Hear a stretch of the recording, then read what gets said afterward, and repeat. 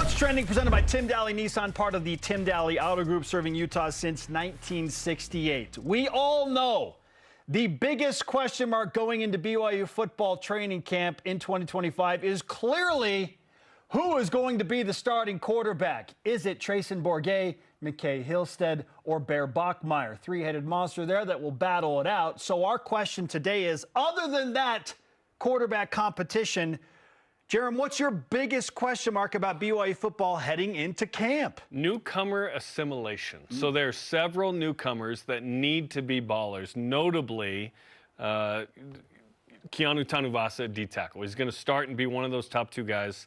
That is big time. Andrew Gentry, I have him in Sharpie at right tackle. He's coming off of Liz Frank. He's rehabbed hard. I'm excited to watch him play, a guy that is a national champion at Michigan who now BYU has at right tackle. Yes. Guys like Tiger Bachmeier and Reggie Frischknecht, Carson Ryan, expected to be in the mix. Carson Ryan cleared tight end number one. Frischknecht apparently is the fastest receiver BYU has, I'm told. Tiger Bachmeier, a guy that played at Stanford a couple years, could be in the return game. We'll see. That's interesting to me. Can those guys, as some of the primary newcomers, fit in? Can they play well early because they're going to be asked to? My biggest question mark is in the wake of BYU losing their clear emotional leader on offense. That was Jake Retzloff. He is now gone. He is at Tulane. So who fills that role? Because I don't care what anybody says, there is great value in whether or not you buy into the stats that Retzloff had, which were mediocre, but the emotional leadership that he brought is something that BYU will miss, especially early in the season. So who can assume that role on offense specifically? Does it have to be a quarterback?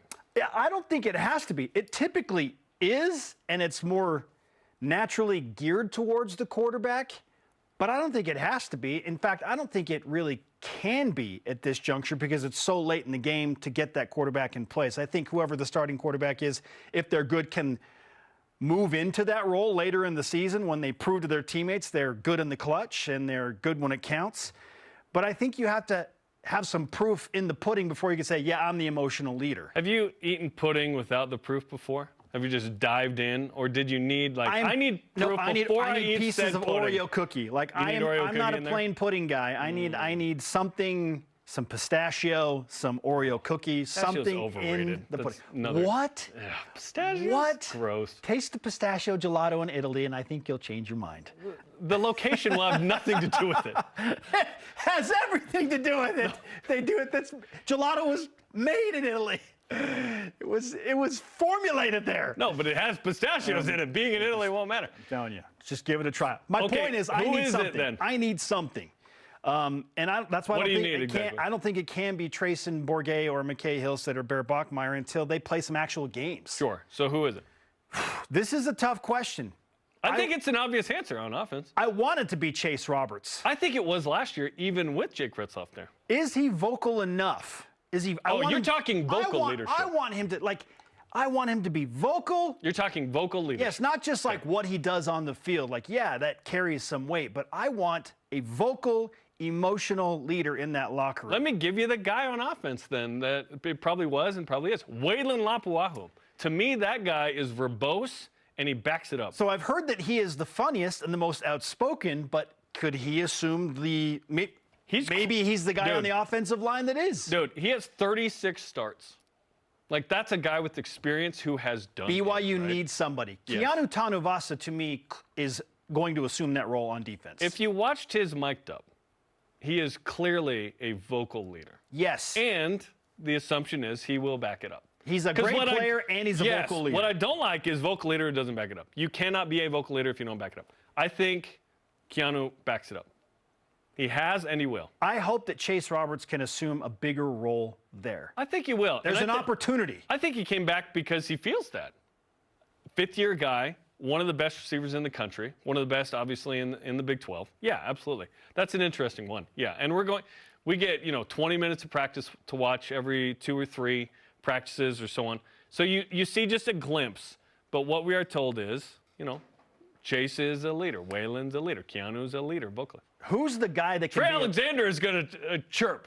Oh, no doubt about it. I love Trey. Trey is fun. In fact, that's one of my secondary questions is Secondary, nice. Who steps into the secondary positions that are left by Mark Collins and Jacob Robinson. Let's talk about that, because right now I would say Evan Johnson and Maury Bamba at corner, backed up by Trey Alexander and Jonathan Cabella. Marcus McKenzie in the mix there, it would seem. We'll watch practice and see if that group of 5 is actually what we're talking about, but Evan Johnson was your top-rated PFF defender, period, for BYU. Our guy Shmev. Shmev. Why is it Shmev again? Remind me of the story. He told you in a postgame, but I can't remember. Somebody accidentally called him called him the wrong name one time, I believe. It just stuck? And then, like in high school? And I think it was his brother.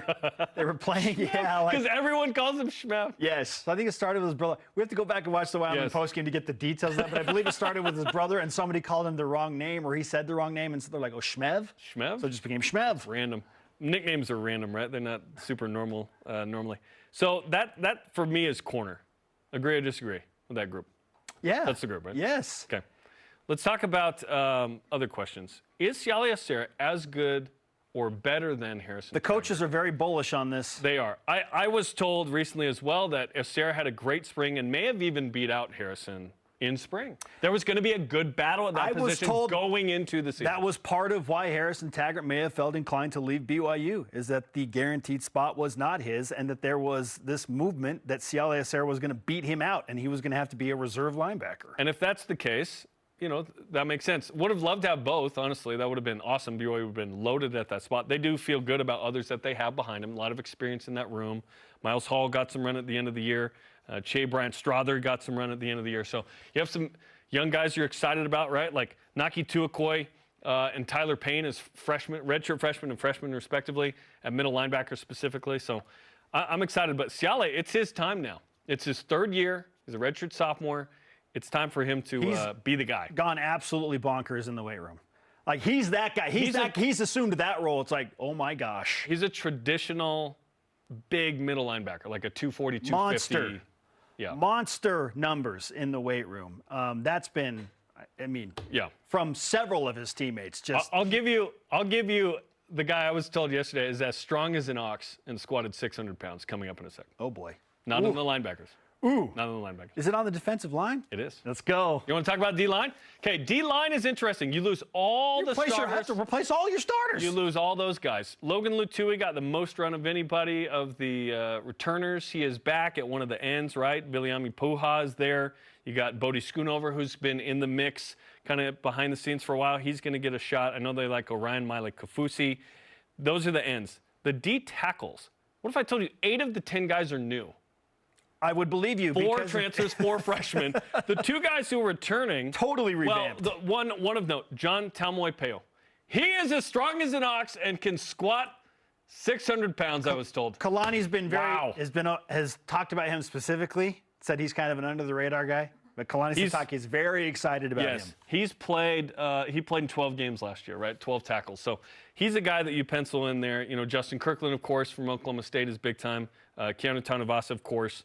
There are a few others in the mix. Excited to see the actual roster come out Wednesday, because I know there are a few that maybe haven't been published of like, oh, this guy transferred, or JUCO or FCS guy, waiting for like the official word on that one. But there's some dudes that I think are going to be playmakers in that position. I'm not worried at all, by the way. I think D tackle actually upgraded because Keanu Tanavasa by himself. Yes. D end is TBD. That's TBD. I am excited to see. That'll be one of the more intriguing competitions in training camp. Yes, I'm excited to see how that group evolves. Obviously, Telsili Akana from Texas, people are excited about watching too. All right, our question of the day. I've got more questions I want to present, Spence, before we move on. Let's go. Mainly, I asked Copilot, the AI, what they thought the story. We're going AI now? Yeah. Well, I presented mine, but I wanted to know what AI felt like. Here's what they said. Here are the 4 things. You ready?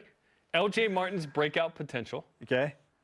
I know you were talking about 1,000-yard guy. I agree. He'll be a 1,000-yard guy if he plays every game. Assuming health? Assuming health? Absolutely should be. It's not that hard to hit 1,000, right, if you're healthy? For LJ, he can do it.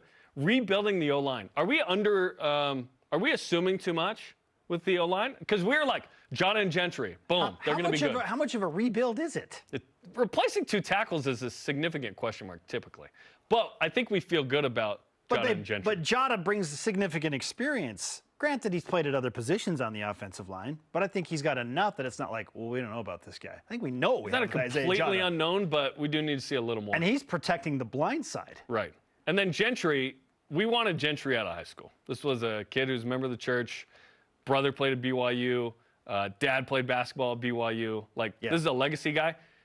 Came down to BYU USC. BYU won that battle, which was awesome. It's great to have Andrew Gentry. Bruce Mitchell is a guy that showed great stuff last year, replacing Connor Page. Yes, and then they slid him to right guard quite a bunch because he was so good. And you've got some depth with Austin Leusa, right? They're excited about Kyle Safarchuk. You already mentioned Waylon Lapuaho. His role there. Oh yeah, no, he's awesome. Okay, third from co-pilot. Defensive talent versus inexperience.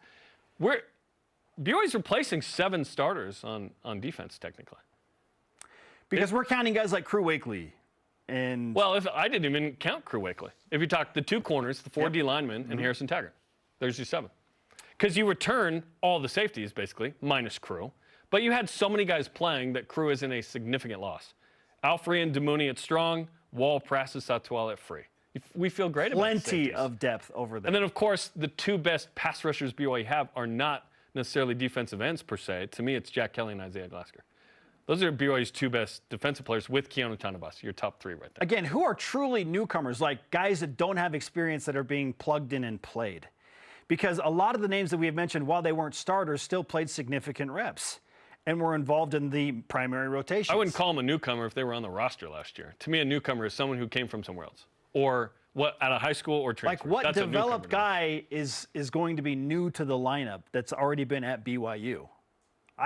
Are there any? There aren't many. Or offense. There aren't many. Like a lot of these guys we're talking about played significant snaps last year. You're talking on defense? And offense. Yeah. Yeah, there's a lot of experience. Love it. So naturally, that's probably why we feel pretty good, right? It's like there's not a whole lot of unknown other than quarterback. Isn't that interesting? Which is kind of important. Isn't that interesting? Fourth and final thing from co-pilot, preseason expectations and motivation. We got a lot of that conversation from Big 12 football media days. You did a lot of conversing with the boys about them. They feel like they can replicate it. Wildly different opinions from the national media. Several think BYU will be, quote-unquote, just fine and still be one of the top 6 teams in the Big 12. Others think BYU is going to have a hard time getting to 6 wins in a bowl game. And we'll talk about this throughout fall camp, but if we're talking about actually doing what BYU did last year, it will depend on quarterback